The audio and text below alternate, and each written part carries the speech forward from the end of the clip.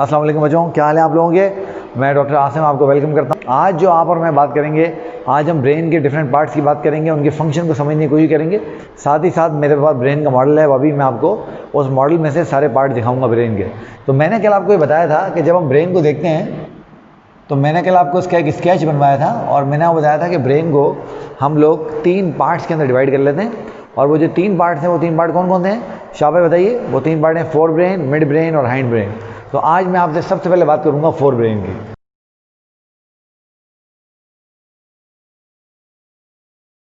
तो सबसे पहले हम बात करते हैं ब्रेन की, और ब्रेन में मैं आपसे सबसे पहले बात करूंगा फोर ब्रेन की। मैंने आपको समझाया था कि जो फोर ब्रेन है, इस फोर ब्रेन को हमने 2 पार्ट में डिवाइड किया भाई। एक जो इसका पार्ट है उसको हम नाम देते हैं टेलेनसेफेलॉन का। अब देखो ये जो टेलेनसेफेलॉन है ना, इस टेलेनसेफेलॉन के बहुत सारे नाम हैं। इसी को आप सेरिब्रम भी कहते हो,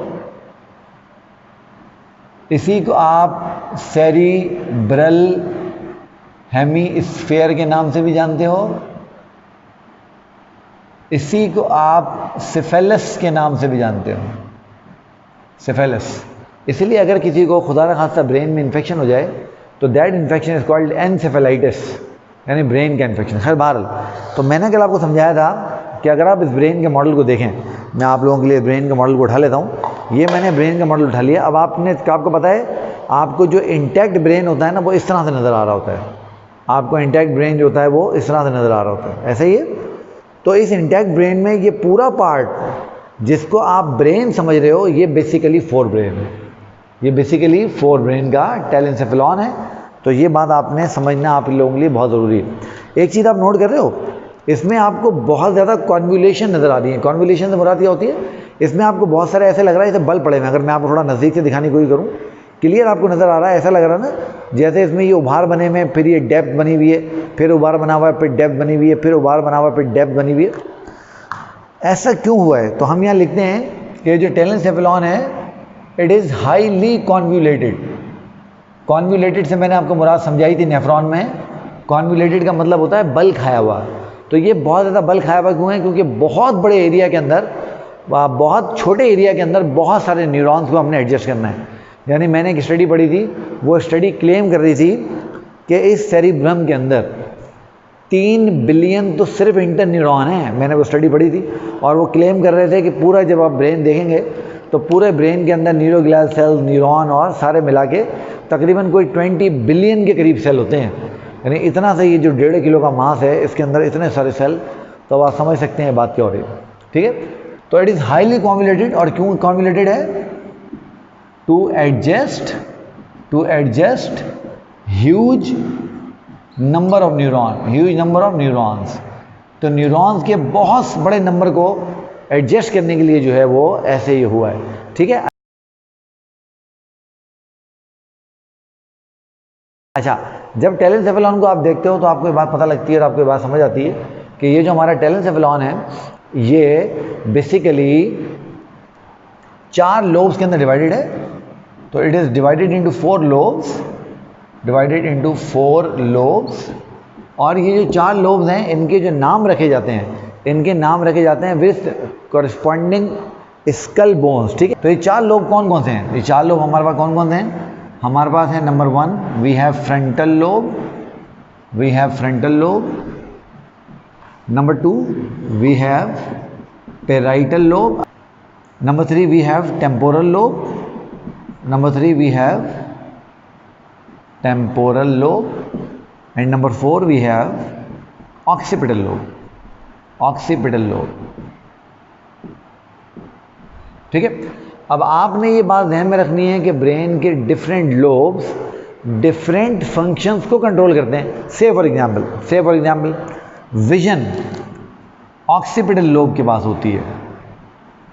जो आपकी विजन है वो किसके पास होती है? आपकी ऑक्सीपिटल लोब के पास होती है। याद रखिएगा, भूलिएगा नहीं। इस तरीके से आपकी बॉडी का जो मेन सेंसरी कंट्रोल है वो आपकी पैराइटल लोब के पास होता है। सेंसरी कंट्रोल, ठीक है। इसी तरीके से ऑल्फैक्शन, सूंघने का जो काम है वो टेम्पोरल लोब के पास होता है।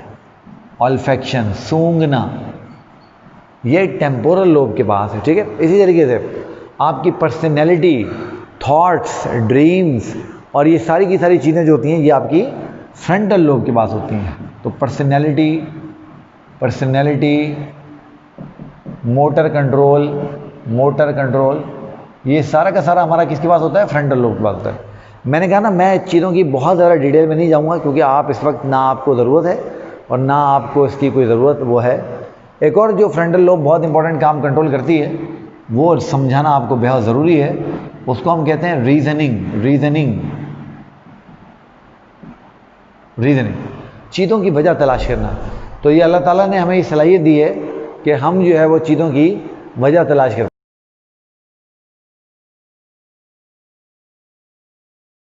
ओके, तो ये बात आपको समझ आ रही है। अब आपने यहाँ पर एक बात समझनी है और एक बात आपने ध्यान में रखनी है और बेटे बच्चों को इस बात क्या है, देखो मेरी बात समझ लो। वो ये है कि जब हम इन लोब्स के किसी भी एरिया को देखते हैं ना, तो हमें वहाँ पे 3 एरिया नज़र आते हैं। तो मैं यहाँ लिखता हूँ कि each cerebral area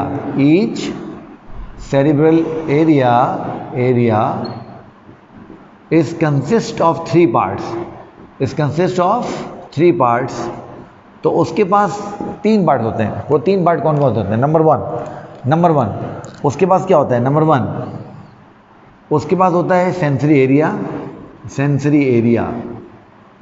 area. Number 2 दूसरे को हम कहते हैं एसोसिएशन एरिया। अब मैं आपको इसकी एक एग्जाम्पल, चलें 2 एग्जाम्पल देके समझाऊंगा, आपको बात समझ आ जाएगी। और नंबर 3 जो आपको नज़र आता है वो नज़र आता है आपको मोटर एरिया। अब किसी भी पार्ट ऑफ सेरिब्रम में ये 3 आपको एरिया नज़र आते हैं। कभी कभी हम इनको प्राइमरी, सेकेंडरी और टर्शरी सेंटर्स भी कहते हैं, ठीक है ना। अच्छा अब देखिए मेरी बात सुने, मैं आपको मिसाल देता हूँ। लेट सपोज हम बात कर लेते हैं विजन की। लेट सपोज हम किसकी बात कर लेते हैं? हम विजन की बात कर लेते हैं, ठीक है। और बहुत ध्यान से आपको साथ में समझना है। अभी ये बात आपको जो है वो 1 सेकंड में जो है समझ में आ जाएगी, कोई मुश्किल नहीं है। देखिए मेरी बात सुने। लेट सपोज कि आपने अपने मोबाइल फ़ोन की, लैपटॉप की, कंप्यूटर्स की स्क्रीन पे मुझे देखा। जब आपने मुझे देखा, विजन में ये इन्फॉर्मेशन गई आपके सेंसरी एरिया में कि आप कुछ देख रहे हो, ठीक है। अब एसोसिएशन एरिया के पास क्या होती हैं? हमारे पास्ट एक्सपीरियंसेस और पास्ट मेमोरीज होती हैं। तो एसोसिएशन एरिया क्या करता है? जो सेंसरी इन्फॉर्मेशन आती है उस सेंसरी इन्फॉर्मेशन को मैच करता है पास्ट एक्सपीरियंस से। तो आपने जैसे ही देखा मुझे, आपके एसोसिएशन एरिया ने उसको मैच किया आपके पास्ट एक्सपीरियंस से, आपकी मेमोरी से, और आपने पहचान लिया कि यार ये सर आसिम हैं। फिर मोटर एक्टिविटी क्या हुई? आपने जो है वो अपने लैपटॉप की या मोबाइल की या जो भी स्क्रीन थी उसको ऑन रखा और आपने पढ़ाई करना शुरू कर दी। या लेट सपोज अगर आपको मेरा पढ़ाने का स्टाइल पसंद नहीं है, आपने वो बंद किया और बंद करके आप वहाँ से चले गए। समझ आ रही बात? तो देखिए क्या हुआ, सेंसरी इन्फॉर्मेशन आई, प्रोसेस हुई, उसके ऊपर एक्शन हुआ। ये बिल्कुल ऐसे है जैसे आपको, अब हम बात कर लेते हैं हेयरिंग की। हेयरिंग हमारे पास कहाँ होती है? प्राइडल लोब में होती है। हेयरिंग भी हमारे पास कहाँ होती है? हेयरिंग प्राइडल लोब में, ठीक है। अब क्या होता है, आप फर्ज करें घर में बैठे हुए थे, आप अपना को बहुत फेवरेट प्रोग्राम देख रहे थे टीवी पे, ओह आप अर्तुगरुल गाजी देख रहे थे। खैर बहरहाल आप वो टीवी देख रहे थे, रिमोट आपके हाथ में था और को बहुत इंटेंस फाइट वाला सीन आ रहा था। आपको आवाज़ आई कान में कि ज़रा पानी तो पिला दें। जैसे ही आपको आवाज़ आई कान में कि पानी तो पिला दें, ये आवाज़ जो आई ये किसके पास आई? सेंसरी एरिया के पास। सेंसरी एरिया ने उसको मैच किया और मैच करके, तो जैसे ही सेंसरी एरिया ने आपके पास ये इन्फॉर्मेशन आई, आपको आवाज़ आई कान में पानी पिला दें, अब जैसे ही सेंसरी एरिया में ये इन्फॉर्मेशन गई तो आपके एसोसिएशन एरिया ने, जो हेयरिंग एसोसिएशन एरिया है, उसको पास्ट एक्सपीरियंस से मैच किया और आपको बताया कि ये बाबा की, अब्बू की आवाज़ है और वो पानी का गिलास मांग रहे हैं।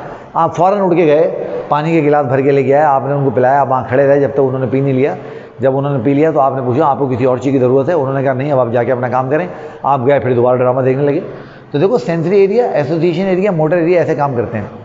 एसोसिएशन एरिया हमें बताता है कि हमें किसी चीज़ को कैसे रिस्पॉन्ड करना है। मैं तुम्हें समझाता हूँ। अब इसी एग्जाम्पल को दोबारा देखो।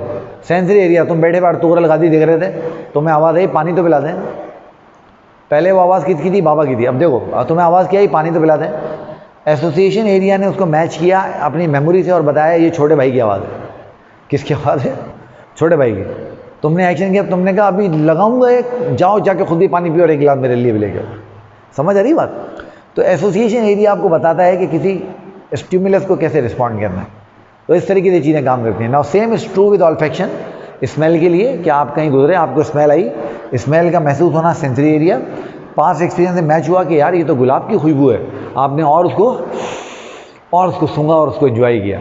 इस तरीके से आप कहीं से गुजरे थे, गटर का पानी उबल रहा था, कहीं पे बहुत बदबू थी, आप वहाँ से गुजरे, आपको स्मेल आई, स्मेल को पास्ट एक्सपीरियंस से मैच किया गया कि ये बदबू है, आप फ़ौरन वहाँ से बॉडी को आपकी बॉडी ने कहा कि यहाँ से दूर जाएँ या नाक ऐसे अपने बंद कर लें।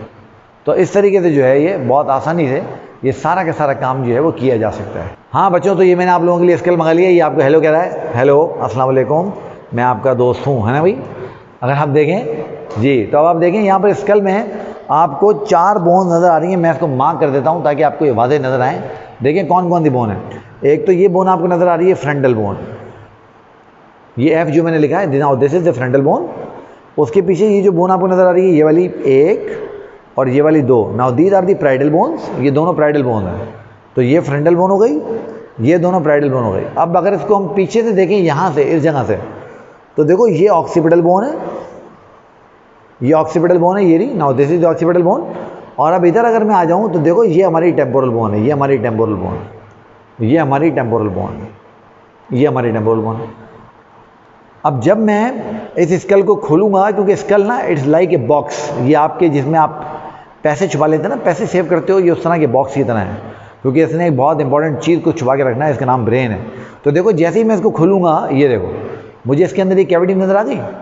Now this cavity is called cranial cavity, और बेसिकली ये क्रेनियल कैविटी वो कैविटी है जिसके अंदर हमारा ब्रेन रखा हुआ होता है। अब ये ब्रेन चूँकि इसका नहीं है ना, साइज़ का, तो फिट नहीं होता है, तो साइज़ का होता तो फिट हो जाता, तो इस तरह रखा होता है। अब देखो ब्रेन की ये वाली लोब जो टेम्पोरल बोन के साथ आ रही है, तो ये टेम्पोरल लोब हो जाएगी।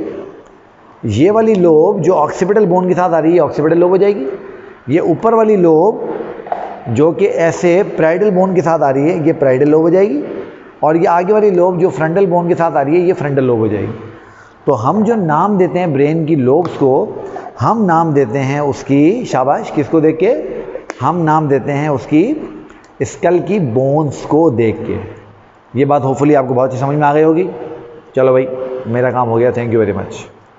चलें, सही है, बात समझ आ गई आप लोगों को। तो इस तरीके से हम ब्रेन के डिफरेंट लोब्स को नाम देते हैं। तो अब ये आपके 4 लोब्स हैं, ये थोड़ा थोड़ा मैंने आपको इनका फंक्शन बताया, और मैंने आपको बताया ये किस तरह काम करता है। तो सेंसरी एरिया क्या करता है, सेंसरी एरिया सेंस करता है स्टिमुलस को, तो it sense stimulus number 1। Association area क्या करता है, इसको मैच करता है विद मेमोरी, तो मैच इट विद मेमोरी और पास्ट एक्सपीरियंस।